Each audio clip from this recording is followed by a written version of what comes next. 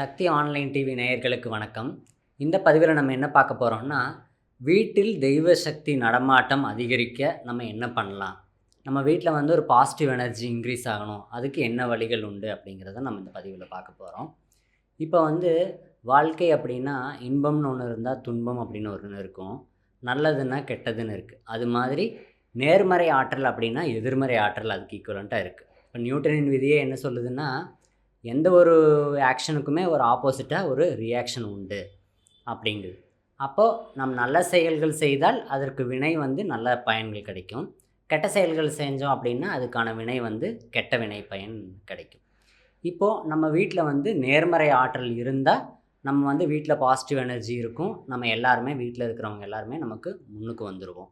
இப்போ அந்த மாதிரி ஒரு எனர்ஜி நமக்கு தேவை. வீட்டில் வந்து பாசிட்டிவ் எனர்ஜி இருந்தால் தான் தெய்வ நடமாட்டம் இருக்கும். இறையருள் இருந்தால் தான் நம்ம வாழ்க்கையில் முன்னுக்கு வர முடியும். அப்போ அதுக்கு என்ன பண்ணலாம்? இப்போது நம்ம வீட்டில் பார்த்திங்கன்னா, வீடை வந்து நம்ம பூட்டி வச்சுருந்தோன்னு வைங்களேன். இப்போ நமக்கு ஃபார் எக்ஸாம்பிள் ஒரு 2 வீடு இருக்குது. ஒரு வீட்டில் நான் குடியிருக்கேன், இன்னொரு வீடை நம்ம பூட்டி வச்சுருக்கோம். அப்போ வீடை பூட்டி வச்சுருந்தா என்ன ஆகும்? உள்ளே வந்து நேர்மறை ஆற்றல் இருக்காது.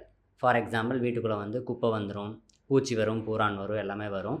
எல்லாமே கதவெல்லாம் நம்ம அடைச்சி வச்சுருப்போம். அப்போ தூசி நிறைஞ்சிரும். அப்போ இதெல்லாமே நெகட்டிவ் எனர்ஜி. அப்போ வீட்டுக்குள்ளே வந்து வெளிச்சம் வரணும், ஒளி வரணும். அப்போது இந்த மாதிரி பஞ்சபூத ஆற்றலும் வீட்டுக்குள்ளே வந்து போனால் மட்டும்தான் நமக்கு நேர்மறை ஆற்றல் வந்து அதிகரிக்கும். அப்போ அதுக்கு என்னென்னவெல்லாம் பண்ணலாம் அப்படின்னா, ஃபஸ்ட்டு வந்து ஃபார் எக்ஸாம்பிள் நம்ம சன்லேருந்தே சூரியன்லேருந்து எடுத்துக்குவோம். அப்போ சூரியனில் வந்து சூரியன் எப்போதுமே எரிஞ்சிக்கிட்டே இருக்குது. சூரியன்கிட்ட இருந்தால் எல்லா பிளானட்ஸுக்குமே எனர்ஜி போகுது. அப்போ சூரியனுக்கு எனர்ஜி எங்கேருந்து கிடைக்குது? அவர் தானே உற்பத்தி பண்ணிக்கிறாருன்னா, இப்போ எதுவுமே இல்லாமல், இப்போ ஆக்சிஜன் இருந்தால் தான் தீ எரியும், அப்போ தண்ணி இருந்தால் தான் செடிகள் வளரும். அப்படி எல்லாத்துக்குமே வந்து ஒரு சோர்ஸ் இருந்தால் தான் அதிலிருந்து எனர்ஜி வரும். ஆனால் சூரியனுக்கு வந்து சோர்ஸே இல்லாமல் அவர் எப்படி எனர்ஜி கொடுத்துக்கிட்டே இருக்கிறாரு? அப்போ சூரியனில் வந்து என்னென்னவெல்லாம் இருக்குது அப்படின்னா, heat energy, sound energy, light energy 3மே வந்து சூரியனில் இருக்குது. அப்போ சூரியனுடைய வெப்பத்தை வந்து நம்ம இங்கேனால பூமியில் உணர முடியும். சூரியனோட வெளிச்சத்தை, அந்த லைட்டை வந்து இங்கே நம்மளால் பார்க்க முடியும். சூரியனுடைய சத்தத்தை நம்ம இங்கேனால கேட்க முடியாது. ஏன்னா சூரியனோட சத்தம் வந்து வெற்றிடத்தில் பயணிக்காது. அதனால் சத்தம் வந்து வேக்கமில் ட்ராவல் ஆகாததுனால நம்ம இங்கே சவுண்டை கேட்க முடியல. அப்போ சூரியனில் இந்த 3 எனர்ஜியுமே இருக்கிறதுனால சூரியன் எப்போதுமே பிரகாசிச்சுட்டு இருக்கிறாரு. எல்லா கோள்களுக்கும் அவர் வந்து எனர்ஜி கொடுக்குறாரு. இப்போ அது மாதிரி நம்ம வீட்லேயும் வந்து எனர்ஜி இருந்துச்சு அப்படின்னா நம்ம வீட்டில் உள்ள நபர்களுக்கு எனர்ஜி கிடைக்கும். அப்போ வீட்டில் வந்து இந்த எனர்ஜிஸ் எல்லாம் கிடைக்கிறதுக்கு என்னென்ன பண்ணலாம் அப்படின்னா, நம்பர் 1 வந்து வீட்டில் தீபம் பொருத்தணும். அப்போ தீபம் ஏற்றணும். அப்போ தீபம் ஏற்றணுன்னா தீபத்தில் வந்து வெப்பம் இருக்குது, தீபத்தில் வந்து வெளிச்சம் இருக்குது. அப்போ இந்த 2 எனர்ஜி கிடைக்கும். அப்போ டெய்லி வீட்டில் வந்து தீபம் பொருத்துங்க. அப்போ எண்ணெய் அப்படின்னா இலுப்பை எண்ணெயில் தீபம் பொருத்துவது ரொம்ப சிறப்பு. தாமரை தண்டு திரியில் பொருத்துறது ரொம்ப சிறப்பு.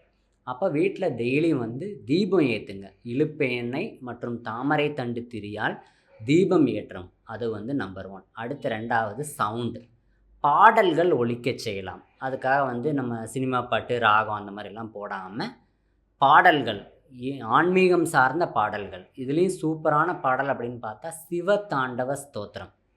அந்த பாடல் வந்து ஒலிக்க செய்யலாம். சிவதாண்டவ ஸ்தோத்திர பாடல்னு பார்த்தா ராவணன் வந்து பாதாள லோகத்திலிருந்து வெளியில் வர்றதுக்கும், ராவணன் என்ற பட்டம், ராவணீஸ்வரன் என்ற பட்டம் பெறதுக்கு உறுதுணையாக இருந்த பாடல் வந்து இந்த சிவதாண்டவ ஸ்தோத்திரம். அந்த பாடல் வந்து வீட்டில் நம்ம ஃபோனில் போட்டு விட்டாலே பாட்டு பாடும். அந்த பாடல் வந்து பாட செய்யலாம்.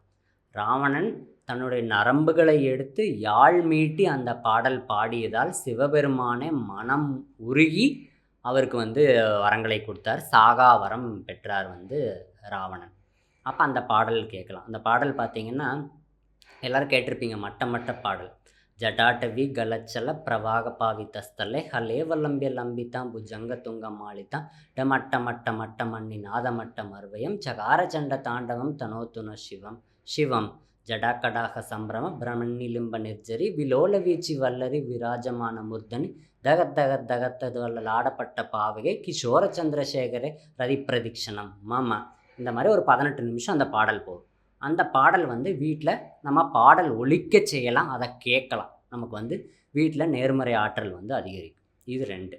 அடுத்து 3வது, நம்ம தீபம் வந்து எல்லோரும் சூடம் காட்டுவோம் சாமிக்கு. அதை வந்து எந்த மாதிரி காட்டலாம் அப்படின்னா, வீட்டில் வந்து பச்சை கற்பூரம் வாங்கி வைங்க.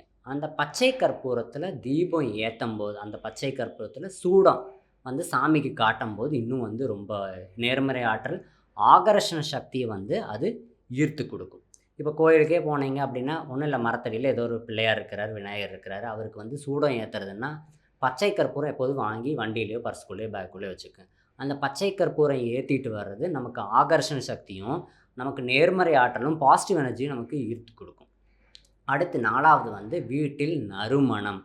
அப்போ வீட்டில் நறுமணத்துக்கு என்னன்னா, இப்போ குபேரன் எங்கே வசிப்பார் அப்படின்னா, எங்கே வந்து ப்ளசண்ட்டாக, ஸ்வீட்டாக, எங்கே வந்து ஒரு நல்ல ஸ்மெல் இருக்கோ அங்கே வந்து குபேரருக்கு வந்து அது ரொம்ப பிடிக்கும். அப்போ அதனால தான் பன்னீர் வந்து குபேரருக்கு உண்டான ஒரு விஷயம். அப்போது எங்கே வந்து நறுமணம் நல்லா இருக்கோ அங்கே வந்து குபேரன் வசிப்பார், பாசிட்டிவ் எனர்ஜி உள்ளே வந்துடும், லக்ஷ்மி கடாட்சம் உள்ளே வந்துடும். அப்போ அதுக்காக வந்து நம்ம ரூம் ஸ்ப்ரேயர்லாம் அடிக்கக்கூடாது. அதுக்கு என்ன பண்ணலான்னா, ஜவ்வாது, அத்தர், புனுகு அந்த மாதிரி விஷயங்களை வீட்டில் வச்சு சாமி ரூமில் சாமி படத்துக்கு முன்னாடியெல்லாம் வச்சோம் அப்படின்னா வீடே வந்து கமகமன்னு இருக்கும். அப்போ அந்த மாதிரி வந்து வீட்டில் நறுமணம் அதிகமாக இருந்தால் நமக்கு வீட்டில் வந்து இறை சக்தி உள்ளே வந்துடும். இந்த 4 விஷயங்களை நீங்கள் ரெகுலராக வீட்டில் கடைப்பிடிச்சிங்க அப்படின்னா வீட்டில் தெய்வ நடமாட்டம் அதிகரிக்கும், பாசிட்டிவ் எனர்ஜி இன்க்ரீஸ் ஆகிரும், அதனால் வந்து நேர்மறை ஆற்றல் உள்ளே வரும், இறை சக்தி உள்ளே வரும், நமக்கு குருவருள் கிடைக்கும். வீட்டில் எல்லோரும் வந்து நம்ம மேலே வந்துடுவோம், முன்னேற்றத்துக்கான பாதை வந்து நமக்கு தெரியும், கஷ்டத்துலேருந்து வெளில வந்துடுவோம். அப்போ நான் இப்போ சொன்ன இந்த 4 விஷயத்தையும் வீட்டில் கடைப்பிடிங்க, தெய்வ நடமாட்டத்தை ஈருங்க, வாழ்க்கையில் முன்னுக்கு வாங்க. நன்றி, வணக்கம்.